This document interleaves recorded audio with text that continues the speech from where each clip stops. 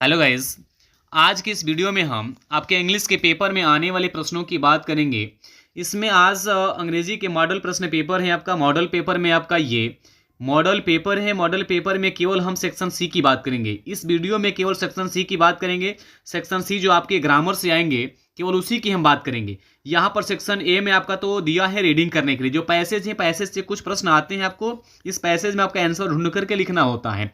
लेकिन ये पैसेज जो सबसे महत्वपूर्ण ग्रामर का सेक्शन है, आप लोगों का ग्रामर बहुत टफ हो जाता है कभी कभी, उसमें सबसे पहले इसलिए हम केवल ग्रामर की ही बात करेंगे। चलिए ग्रामर सेक्शन सी देखते हैं। सेक्शन सी आपका कहाँ है? सेक्शन सी इसमें सेक्शन सी देखिए, यहां से सेक्शन सी की बात करेंगे। सेक्शन सी यहां से ग्रामर है। ये रहा आपका सेक्शन सी। सेक्शन सी में क्या क्या दिया है देखिए ध्यान से। सेक्शन सी में पहला कह रहे हैं कि choose the correct option to answer the following question. इसमें से जो सबसे प्रश्न दिया गया है, प्रश्न में विकल्प आपका कौन सा सही है, केवल उसी को चूज करना है। कह रहे हैं कि the absence of government in a country is called. The absence of government in a country is called. कह रहे हैं कि द ऑब्सेंस ऑफ गवर्नमेंट का मतलब कि ऐसी गवर्नमेंट जहां पर ऐसा कंट्री जहां पर गवर्नमेंट की अनुपस्थिति हो, जहां पर सरकार नहीं चल रही है, उसको हम क्या बोलते हैं? ऐसे देश जहां पर सरकार नहीं चलती है वहां पर क्या बोलते हैं? देखिए चार विकल्प दिया है। एक आपका मोनार्की है, एनार्की है, पैट्रियर्की है और एक मैट्रिकी है। यहां पर चार है ना। यहां पर जो चार है, यहां पर सबसे पहले जो आपका विकल्प नंबर पहला है ये आपका मोनार्की। मोनार्की मतलब होता क्या है? मोनार्की मतलब होता है आपका साम्राज्य। मोनार्की मतलब होता है साम्राज्य। तो जो साम्राज्य है ये एनार्की है। एनार्की मतलब होता है अराजकता। अराजकता और अराजकता होता है। अराजकता का मतलब आपका अराजकता का मतलब कि जहां पर किसी भी प्रकार का कोई शासन नहीं है, किसी भी प्रकार का कोई शासन नहीं है, उसको एनार्की बोलते हैं। यहां पर आपका मोनार्की उसको बोलते हैं जहां पर शासन होता है साम्राज्य का। जैसे साम्राज्य का मतलब जहां पर शासन चलाया जाता है उसको मोनार्की बोलते हैं। जहां पर शासन नहीं चलाया जाता है उसको एनार्की बोलते हैं। पैट्रियर्की मतलब जहां पर पैट्रियर्की मतलब जहां पर इसको ऐसा बोलते हैं जहां पर पुत्र का शासन चल रहा हो। पुत्र का शासन चलने का मतलब कि आपका पौत्र सत्ता बोल सकते हैं इसको हिंदी में। पौत्र सत्ता मतलब जहां पर पुत्र की सत्ता हो। मैट्रिकी मतलब ऐसे बोलते हैं इसको जहां पर स्वामिनी की सत्ता हो। स्वामिनी सत्ता, गृहिणी सत्ता, इसको हिंदी में मात्र सत्ता भी बोल सकते हैं। तो जो आपका विकल्प इसमें से सही है वो आपका सबसे विकल्प नंबर केवल आपका ये जो एनार्की है ना, एनार्की सबसे परफेक्ट विकल्प है। क्योंकि कह रहे कि the sense of government is in a country is called anarchy. जहां पर सरकार की कोई भी नहीं होती है, सरकार अनुपस्थित होती है, उसको एनार्की बोलते हैं। चलिए ठीक है। यहाँ पर अच्छा द प्रजेंस हो जाता है ना, प्रजेंट मैंने कहा उपस्थित, जहां पर सरकार चल रही है उसको मोनार्की बोलते हैं। ठीक है। चलिए आपका अगला क्वेश्चन है बी नंबर।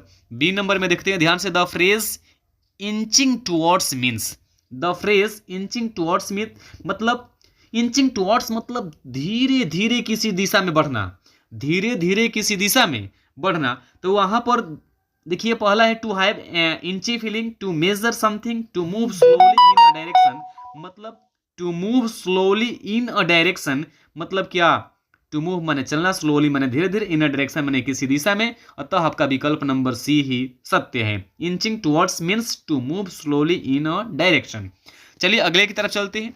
अगला आपका है the synonym of meagre. Meagre का सिनोनिम मतलब क्या होता है? देखिए मेग्री मतलब होता क्या है पहले। मेग्री का मतलब होता है अल्प।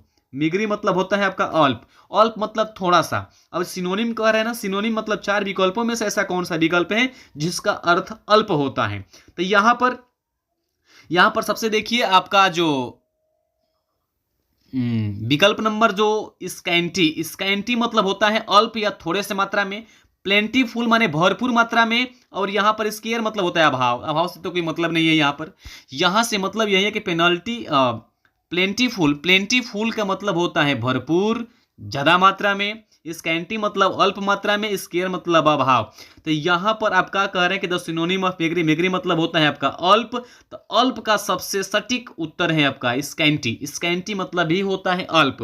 तो ये मेग्री का जो सिनोनिम है वो स्कैंटी हो जाएगा, क्योंकि स्केयर मतलब अभाव, प्लेंटीफुल बने भरपूर मात्रा में, स्कैंटी मतलब ही होता है क्या? अल्प। यही सत्य है।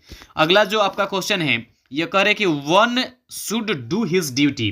One should do his duty में कह रहे कि which word is in this sentence is error, कौन सा इसमें से कौन सा वर्ड ऐसा है जो इरर है, जो गलत है, इसमें से कौन सा वर्ड सत्य नहीं हो सकता। One should do his duty, देखिए वन शुड किसी को चाहिए, डू हिज ड्यूटी अपना ड्यूटी करना, कौन सा वर्ड इसमें से कोई ना कोई वर्ड गलती है, तो वन गलती है ना, शुड गलती है ना, तो डू गलती है ना, नहीं तो हिज गलती है, नहीं तो ड्यूटी गलती है, लेकिन गलती कौन सा है ध्यान से देखिए।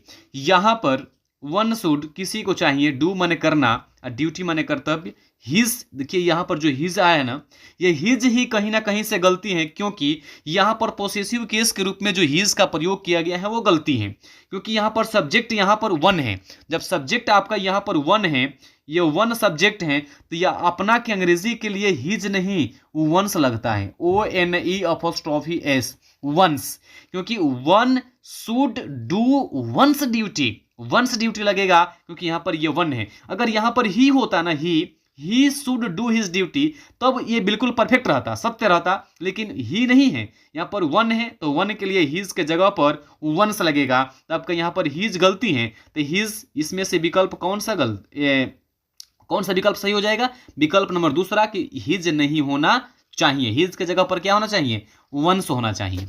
चलिए अगला क्वेश्चन कह रहा है आपका, the antonym of Warren is, the antonym of Warren is, Warren मतलब होता है अनउपजाऊ, बारेन का मतलब होता है आपका अनउपजाऊ, अनउपजाऊ मतलब का जहां पर अनउपजाऊ, अनउपजाऊ कहने का मतलब देखिए ये मत बोल देना कि अनउपजाऊ मतलब आपका जहां पर अन्न उपजाया जाता है, ऐसा नहीं है। अनउपजाऊ ये वाला है आपका अनुपजाऊ, जहां पर अन्न उपजाऊ नहीं हो सकता, अनुपजाऊ, उपजाऊ नहीं, उपजाऊ के अपोजिट, इसको बोल सकते हैं। ऐसा इससे संदेह उत्पन्न हो रहा है इस वर्ड से, इसके लिए कोई और वर्ड देखिए जाए। अनुपजाऊ का मतलब आप बोल सकते हैं बंजर, सबसे सटीक वर्ड है अनुपजाऊ के लिए बंजर, बंजर भूमि। वारेन मतलब बंजर, बंजर मतलब जहां पर किसी भी प्रकार का कोई अन्न उगा नहीं जा सकता है, तो यहां पर बारेन मतलब बंजर, तो बंजर का एंटोनिम, एंटोनिम का मतलब का कि जब बंजर है ना तो यहां पर उपजाऊ, उपजाऊ विकल्प में उपजाऊ सत्य होना चाहिए, क्योंकि अनुपजाऊ है जहां पर कोई भी अनाज नहीं उपजा सकता, तो यहां पर चारों विकल्प में से ऐसा कौन सा विकल्प कह रहा है जहां पर अन्न उपजाया जा सकता है। तो यहां पर देखिए सबसे पहले आपका ये जो फर्टिल है ना, फर्टिल मतलब ही होता है उपजाऊ, फर्टिल, फर्टिल माने उपजाऊ, जहां पर अन्न उगाया जा सकता है, तो आपका विकल्प नंबर तो पहला ही सत्य होना चाहिए। लेकिन चलिए विकल्प नंबर पहला तो सत्य हो गया, लेकिन बाकी विकल्प मतलब क्या होता है, इनफर्टिल, इनफर्टिल का मतलब ही होता है अनउपजाऊ, बंजर, इनफर्टिल मतलब बंजर। ये फ्यूटिल, फ्यूटिल मतलब होता है अभाव, अभाव, चलिए इससे कोई मतलब है। फ्रागिल मतलब कमजोर, फ्रागिल मतलब कमजोर, अभाव होता है शायद फ्यूटिल मतलब। फ्रागिल मतलब कमजोर, कमजोर से मतलब कोई है ही नहीं, यहां पर बारेन मतलब बंजर का सबसे विकल्प आपका सटीक है फर्टिल, फर्टिल मतलब ही होता है उपजाऊ। चलिए अगले क्वेश्चन की तरफ बढ़ते हैं। अगला क्वेश्चन आपका क्या है, change any one of the, हाँ सबसे महत्वपूर्ण प्रश्न अब यह आ रहा है आपका, कह रहे कि change any one of the following in indirect speech, कह रहे हैं कि जो नीचे दिया गया है ना उसमें से आप इनडायरेक्ट स्पीच में बदलिए, आपको इनडायरेक्ट स्पीच में बदलना है। आपको इनडायरेक्ट स्पीच के लिए कई प्रकार के बहुत सारी वीडियो, हम तमाम वीडियो आप लोगों के लिए अपलोड किया गया था इनडायरेक्ट स्पीच के लिए।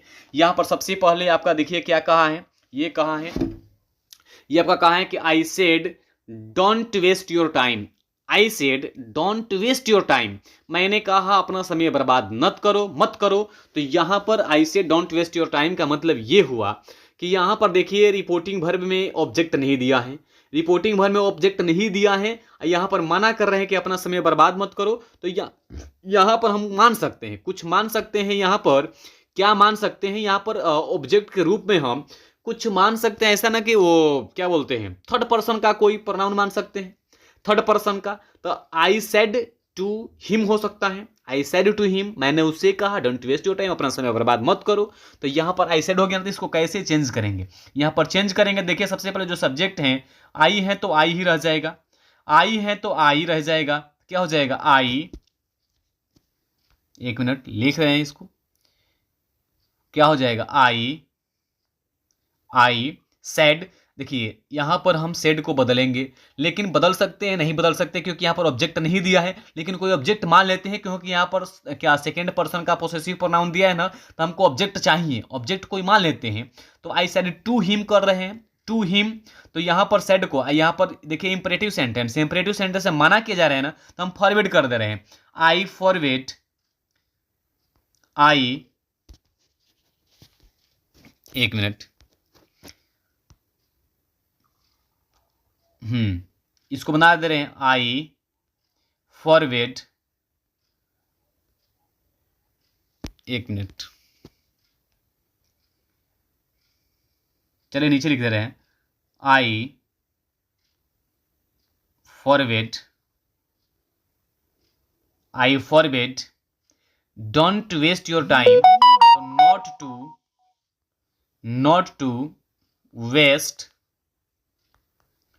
टू वेस्ट योर है ना, तो योर देखिए यहाँ पर हम सब्जेक्ट यू छिपा हुआ है ना, इंपरेटिव सेंटेंस में सब्जेक्ट यू छिपा रहता है, तो इसलिए योर लगा है। यहाँ पर हम आई सेड टू हिम, यहाँ पर जब ये ऑब्जेक्टिव जो सेकेंड पर्सन है, सेकेंड पर्सन ऑब्जेक्ट के अनुसार चेंज होता है, तो यहाँ पर जब हिम माने हैं ना, हिम, तो ये ही का ऑब्जेक्ट था, तो हम यहाँ पर ही का पोसेसिव केस का मानेंगे, हीज मानेंगे। तो चलिए इसको बता दे रहे हैं, I forward him not to waste his time, आपका सबसे करेक्ट क्या हो जाएगा, I said don't waste your time का आपका पोसेसिव, सॉरी इनडायरेक्ट स्पीच में क्या हो सकता है, इनडायरेक्ट स्पीच में आपका यही हो सकता है कि I forward him not to waste his time, not to waste his time, my teacher said to him you can send you application online too. यहां से क्या बोल सकते हैं इसको, जब इसको इनडायरेक्ट स्पीच में चेंज करना है तो इसको देखिए सेकंड वाला कि my teacher said to him you can send your application too. यहाँ पर my teacher said to him, मेरे टीचर ने उससे कहा यू कैन सेंड, आप भेज सकते हैं, यू, यहाँ पर यू गलती लिख दिया है, यू नहीं आपका योर होना चाहिए, योर इसलिए होना चाहिए ना क्योंकि यहाँ पर यू क्या बोलते हैं सेकेंड, आपका यहाँ पर ये क्या बोलते हैं, यू के साथ आपका पोसेसिव केस योर होना चाहिए, इसलिए योर एप्लीकेशन ऑनलाइन टू होना चाहिए। तो यहाँ पर डायरेक्ट से इनडायरेक्ट में जब चेंज करना है तो यहाँ पर माई टीचर, ये देखिए ध्यान से कि आपका दिया गया सेंटेंस असर्टिव सेंटेंस है, क्योंकि असर्टिव सेंटेंस से सब्जेक्ट से शुरू हो रहा है, फुल स्टॉप से खत्म हो रहा है, तो यहाँ पर सेड टू को टोल्ड बदल देंगे, तो माई टीचर टोल्ड हिम, यहाँ पर माई टीचर टोल्ड हिम, और यू है ना, तो यू सब ऑब्जेक्ट के अनुसार चेंज होगा ना, तो ही हो जाएगा, माई टीचर टोल्ड हिम ही, यहाँ पर कैन को कुड कर सकते हैं, ही कुड सेंड, यहाँ पर हिज एप्लीकेशन ऑनलाइन टू, यही ना होगा, यहाँ पर होगा क्या, तो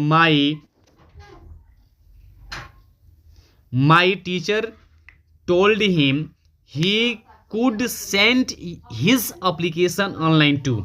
अगला देखिए क्या कह रहे हैं, combine any one of the following as directed, यहाँ पर कह रहे हैं कि कंबाइन करना है सेंटेंस को जैसे कि आपका दिया गया है, केवल एक ही को करना है कंबाइन, एक ही को कंबाइन करना है, कैसे कर सकते हैं, सबसे पहले आपको यहाँ पर combine any one of the following related, जैसे पहले कॉम्प्लेक्स में इसको क्या करना है, कंबाइन करना है, तो I can give you address, my mother gifted it to me, I can give you address, मैं आपको एक एड्रेस दे सकता हूँ, my mother gifted to it to me, मेरी मदर ने मुझे इसे गिफ्ट के रूप में दिया था।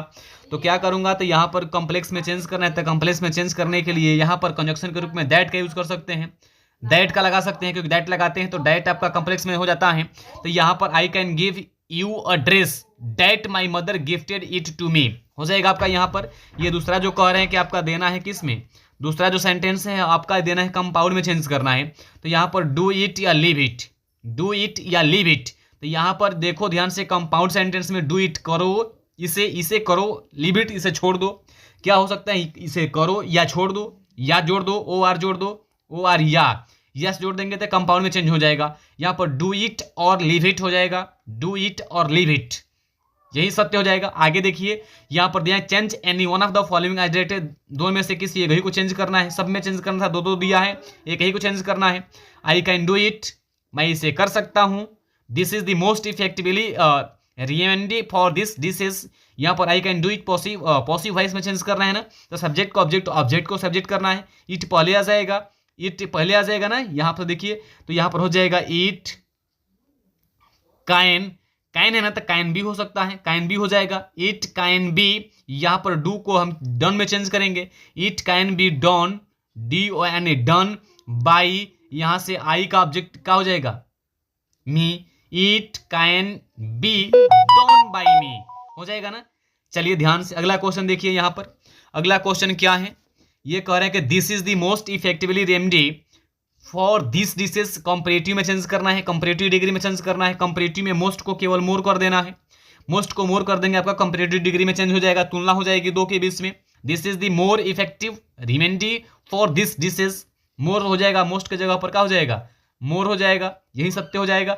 आगे देखिए क्या कर रहे हैं, correct any one of the following sentences, एक दोनों सेंटेंस ना, दोनों में से कोई कुछ ना कुछ गलती है उसको सही करिए आप। तो कह रहे हैं कि you can senior than me, हाँ एक बात ध्यान हमेशा के लिए ध्यान में रखिएगा कि जो सीनियर है, सीनियर जूनियर के साथ कभी दैन नहीं लग सकता, सीनियर जूनियर के साथ कभी दैन नहीं लग सकता, सीनियर जूनियर के साथ टू लगता है, क्या लगता है टू।